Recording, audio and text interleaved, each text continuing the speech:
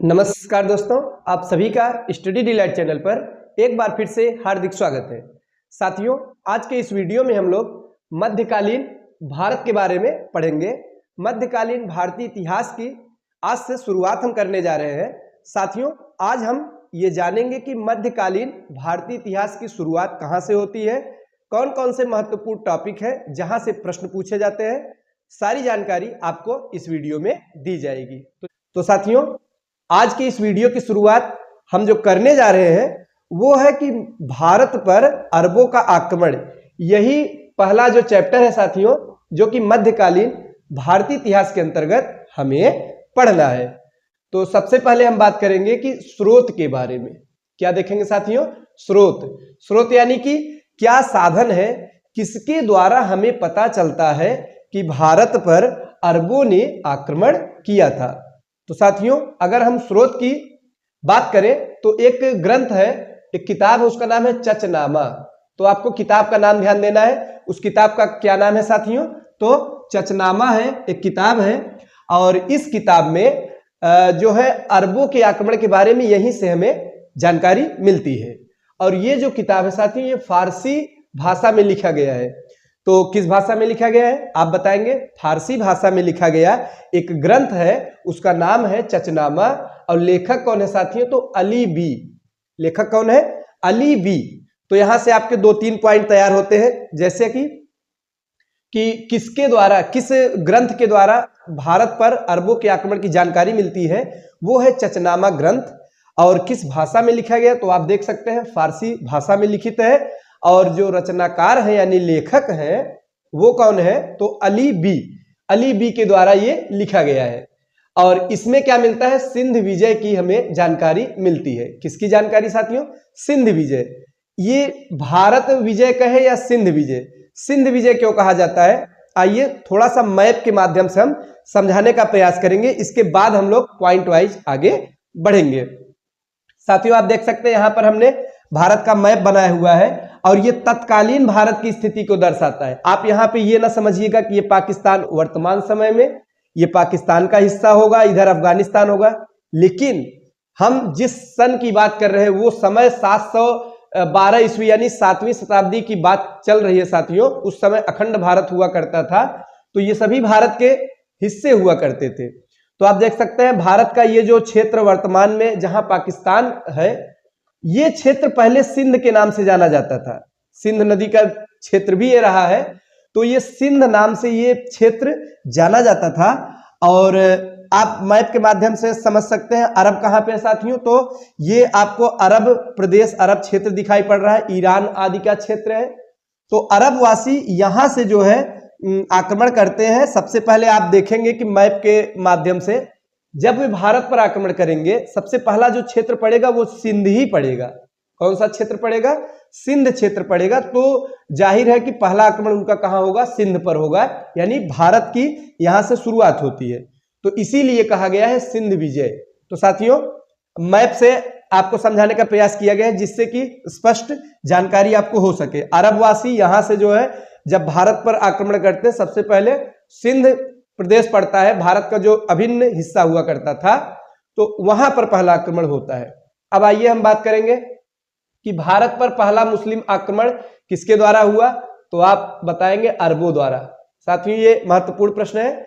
तो यहां से एग्जाम में प्रश्न पूछे जाते हैं कि भारत पर पहला जो मुस्लिम आक्रमण हुआ साथियों, तो वो किसके द्वारा हुआ था, तो आप बताएंगे अरबों के द्वारा। अरबों यानी कि अरबवासी, जो अरब के निवासी थे, इनके द्वारा ही भारत पर पहली बार मुस्लिम आक्रमण होता है। ये तो हो गया मुस्लिम आक्रमण किसके द्वारा हुआ। अब दूसरा पॉइंट ये आता है कि उद्देश्य क्या है साथियों। कोई भी आक्रमण जब करता है उसका कुछ न कुछ उद्देश्य होता है, बिना उद्देश्य तो कोई कुछ करेगा नहीं। तो साथियों, इनका उद्देश्य, 2 उद्देश्य था। सबसे पहला जो उद्देश्य था वो था साम्राज्य विस्तार और धन प्राप्ति। साम्राज्य विस्तार प्रायः सभी का उद्देश्य, ज्यादातर आक्रमणकारी का उद्देश्य रहा है। साम्राज्य विस्तार से आप क्या समझते हैं? मतलब अपनी सीमा को बढ़ाना। जैसे आप गांव में भी देख सकते हैं, छोटे छोटे जगह से आप इसका अनुमान लगा सकते हैं। गांव हुआ, प्रदेश हुआ। वर्तमान समय में भी चीन की साम्राज्यवादी नीति है, आप जानते होंगे। वो चाहता है कि अपने जो सीमावर्ती जो देश है धीरे धीरे वो अपने साम्राज्य को बढ़ाना चाहता है। तिब्बत पर भी चीन का अधिकार है साथियों। तो इसी प्रकार से इनका जो है पहला उद्देश्य होता था साम्राज्य विस्तार, कि हम वहां पर आक्रमण करेंगे, उसे जीतेंगे, फिर उसे अपने जो राज्य में मिला लेंगे। दूसरा क्या था, धन प्राप्ति। तो जाहिर सी बात है साथियों, जब भी आक्रमण किया जाएगा और वहां पर अगर कोई जीत होगी तो वहां से अपार धन संपदा मिलेगी। तो ये भी एक लक्ष्य था, इनका उद्देश्य था। और दूसरा कौन सा उद्देश्य है, दूसरा उद्देश्य इस्लाम धर्म का प्रचार प्रसार करना। ध्यान दीजिएगा, सिर्फ साम्राज्य विस्तार और धन की प्राप्ति करना ही इनके युद्ध का यानी आक्रमण का उद्देश्य नहीं था, साथ ही साथ इस्लाम धर्म का प्रचार भी करना था। ये साथियों किस धर्म को मानने वाले थे, इस्लाम धर्म को मानने वाले थे, और इस्लाम धर्म का प्रचार करना भी इनका एक उद्देश्य हुआ करता था। तो ये थी इनके उद्देश्य के बारे में चर्चा हमने किया। अब हम बात करेंगे पहली बार आक्रमण कौन करता है साथियों। तो देखिए, भारत पर पहला मुस्लिम आक्रमण जो होता है वो 711 ईस्वी में होता है। यहां पर आपको कंफ्यूज नहीं होना है, आप पढ़े होंगे मोहम्मद बिन कासिम ने भारत पर पहला सफल मुस्लिम आक्रमणकारी वही था 712 ईस्वी में, कहीं कहीं 711 मिलेगा। होता क्या है साथियों, 711 ईस्वी में ही भारत पर पहली बार मुस्लिम आक्रमणकारी आते हैं, आक्रमण भी करते हैं, लेकिन सफल नहीं होते, वे जीत हासिल नहीं करते हैं। और कौन आता है, तो एक उबैदुल्लाह नाम से है आक्रमणकारी, दूसरा है बुदैल। कौन कौन साथियों, पहली बार 711 ईस्वी में उबैदुल्लाह आता है, फिर उसके बाद बुदैल आता है। दोनों 711 में आते हैं, लेकिन दोनों पराजित होते हैं। दोनों क्या होते हैं, पराजित हो जाते हैं। और पहली बार भारत पर जो सफल आक्रमणकारी मुस्लिम था वो था मोहम्मद बिन कासिम। ये पॉइंट आपको याद रखना है। 7 से 12 ईस्वी में आप देख सकते हैं, यहाँ पे लिखा गया है कब साथियों, 7 से 12 ईस्वी में मोहम्मद बिन कासिम ने भारत पर यानी सिंध पर पहला सफल आक्रमण किया। तो सिंध कहे या भारत कहे, अभी हमने आपको मैप से समझाया क्यों सिंध कहा जाता है, क्योंकि वो जो पहला प्रदेश जो क्षेत्र है वो सिंध ही था। तो मोहम्मद बिन कासिम 712 ईस्वी में इसने भारत पर पहला सफल आक्रमण किया। तो परीक्षा में अगर पूछा जाएगा कि भारत पर पहला सफल मुस्लिम आक्रमणकारी कौन था, तो आप बताएंगे मोहम्मद बिन कासिम था। कब आक्रमण किया, 712 ईस्वी में। साथियों इसको भेजा कौन, कोई तो होगा भेजने वाला, तो सेनापति के रूप में था ये मोहम्मद बिन कासिम। इसको भेजा था एक अल हज्जाज नाम का हाकिम था, ईरान का हाकिम, यानी जैसे गवर्नर होते थे। अभी आप आगे मॉडर्न हिस्ट्री में पढ़ेंगे, अंग्रेजों के समय में गवर्नर या फिर पुर्तगाली के समय में भी गवर्नर जनरल, तो इसी प्रकार से होते थे, हाकिम कहा जाता था। तो ईरान का हाकिम था अल हज्जाज। कौन था, अल हज्जाज। उसी ने इसको यहां पे आक्रमण करने के लिए भेजा था। तो साथियों अब कासिम, जो मोहम्मद बिन कासिम था, वो सिंध के राजा दाहिर को पराजित किया। तो ये बात आती है साथियों कि जब भी आक्रमण कोई करेगा तो कोई न कोई राजा होगा। तो जब मोहम्मद बिन कासिम ने आक्रमण किया, कहां पर, सिंध पर, तो आप देख सकते हैं सिंध पर आक्रमण किया। तो सिंध के राजा थे दाहिर। कौन थे साथियों, सिंध के राजा थे दाहिर। और राजा दाहिर पर ही मोहम्मद बिन कासिम आक्रमण करता है और उन्हें पराजित भी करता है। दाहिर एक हिंदू शासक थे। दाहिर कौन थे, राजा दाहिर एक हिंदू शासक थे। और ये किसके पुत्र थे साथियों, तो आप देख सकते हैं चच के पुत्र थे। एक राजा थे चच, चच के ही पुत्र थे दाहिर। और इस युद्ध में क्या हुआ था, भीषण नरसंहार। कोई साथियों बहुत छोटा युद्ध नहीं था, पहली बार मुस्लिमों का सफल आक्रमण हुआ था भारत पर, तो जाहिर सी बात है भीषण नरसंहार हुआ होगा। तो साथियों अब तक हमने क्या पढ़ा कि भारत पर सबसे पहले अरबों का आक्रमण होता है। 711 ईस्वी में प्रयास किया गया उबैदुल्लाह और किसके द्वारा, बुदैल के द्वारा, आप देख सकते हैं यहाँ पर, लेकिन दोनों का असफल रहा। पहली बार 712 ईस्वी में मोहम्मद बिन कासिम ने भारत पर पहला सफल आक्रमण किया। कैसे जानकारी मिलती है, चचनामा एक ग्रंथ है, हमने आपको पहले ही बता दिया, वहां से जानकारी मिलती है। और साथियों ये मोहम्मद बिन कासिम ने किसको हराया, तो सिंध के एक राजा थे, उनका नाम था राजा दाहिर। क्या नाम था साथियों, राजा दाहिर थे, इन्हीं को पराजित किया।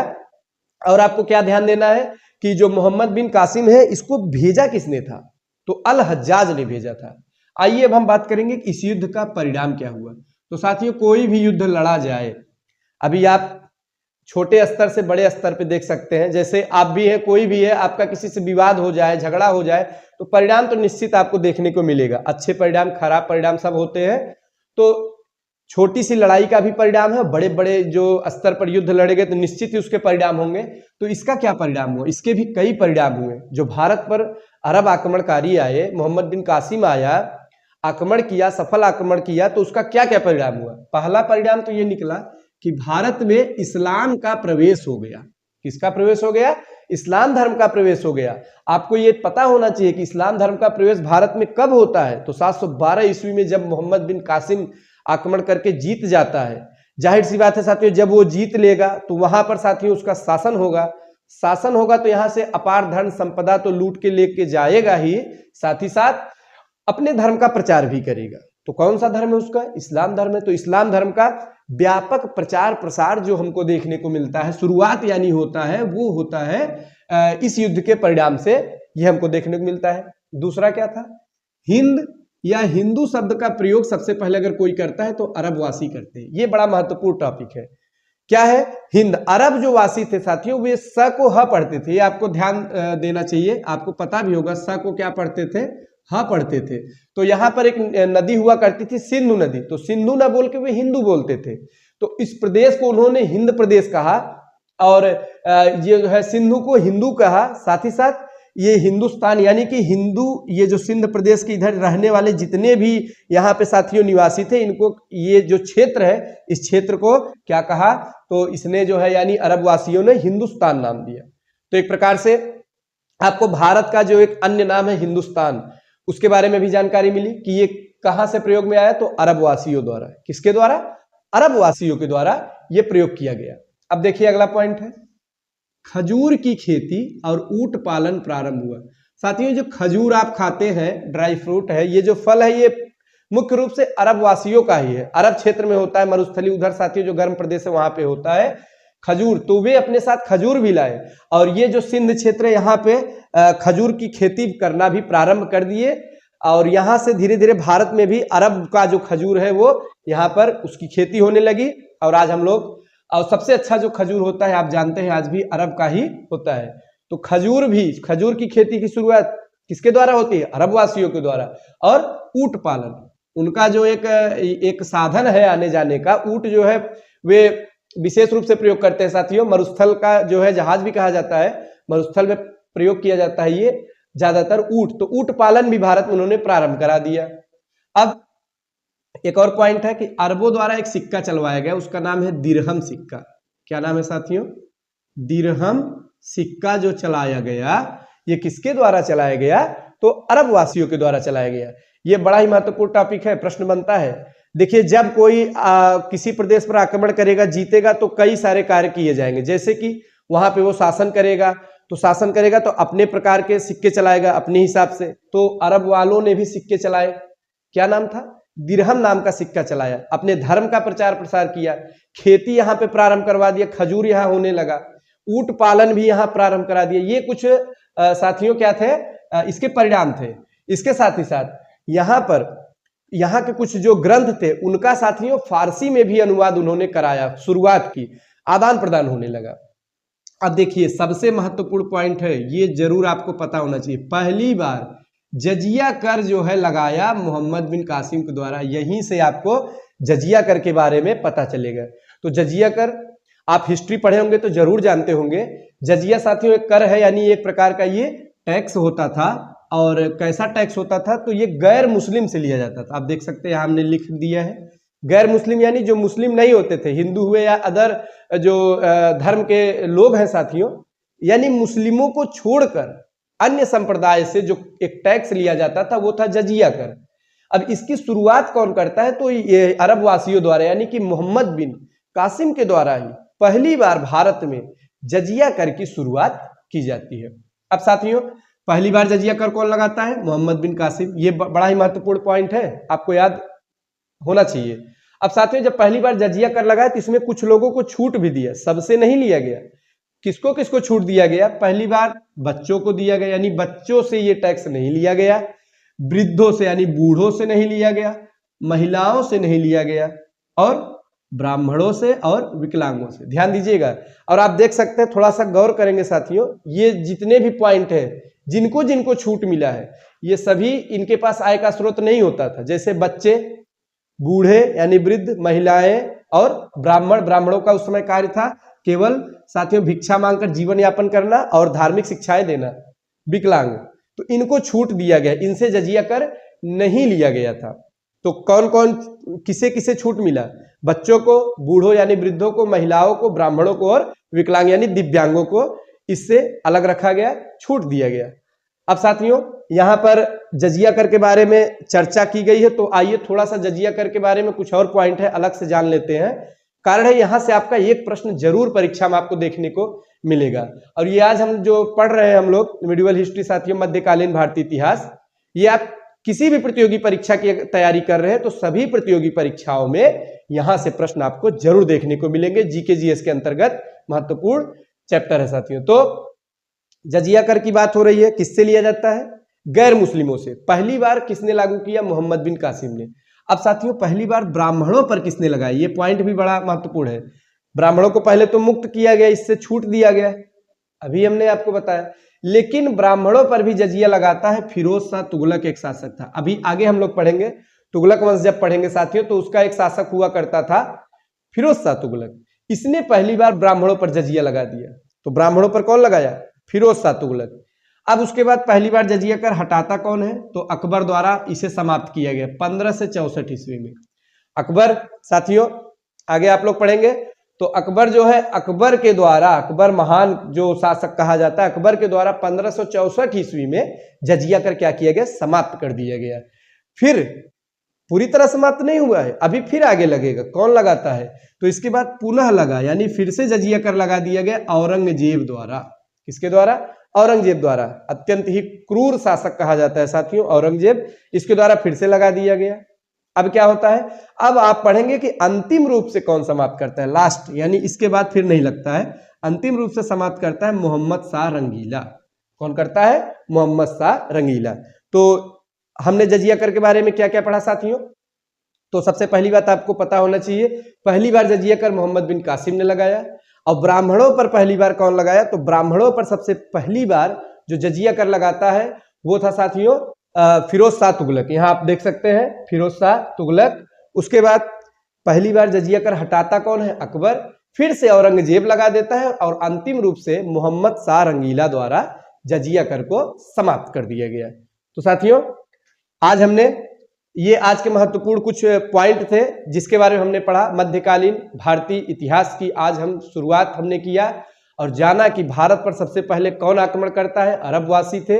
उसमें सफल आक्रमण कौन? मोहम्मद बिन कासिम के नेतृत्व में राजा दाहिर पर 712 ईस्वी में होता है। और अब हम लोग नेक्स्ट वीडियो में क्या पढ़ेंगे? तो साथियों नेक्स्ट वीडियो में हम लोग पढ़ेंगे तुर्क आक्रमण। इस्लाम धर्म के बारे में भी कुछ पढ़ेंगे और तुर्क आक्रमण। अब अभी तक तो अरब के बारे में पढ़ा, अब क्या पढ़ेंगे? तुर्क आक्रमणकारी। तुर्क में साथियों आप पढ़े होंगे महमूद गजनवी गोरी के बारे में, और वहां से जरूर प्रश्न आपके पूछे जाते हैं। सोमनाथ का आक्रमण जो होता है मंदिर पर, बड़े ही महत्वपूर्ण टॉपिक है और बहुत ही दिलचस्प कहानी होने वाले साथियों। नेक्स्ट वीडियो में हम लोग देखेंगे, हम लोग तुर्क आक्रमणकारी के बारे में पढ़ेंगे, गजनवी गोरी, इन सभी आक्रमणकारियों के बारे में विस्तार से आपको बताया जाएगा। तो आज का ये वीडियो अच्छा लगा हो तो लाइक करिएगा साथियों, और ये आप सभी प्रतियोगी परीक्षाओं के लिए महत्वपूर्ण है। इसको हम बार बार इसलिए कह रहे हैं, कारण है कि आप जीके जीएस जब आप पढ़ेंगे, कोई भी एग्जाम दे रहे हैं प्रतियोगी परीक्षा एक दिवसीय, तो साथियों वहां पे जीके जीएस में हिस्ट्री आपको देखने को मिलेगा, और उसमें मध्यकालीन भारतीय इतिहास में ये आपका महत्वपूर्ण चैप्टर होने वाला है, यहां से प्रश्न भी बनते हैं। तो आज के लिए बस इतना ही, मिलते हैं अगले वीडियो में। धन्यवाद।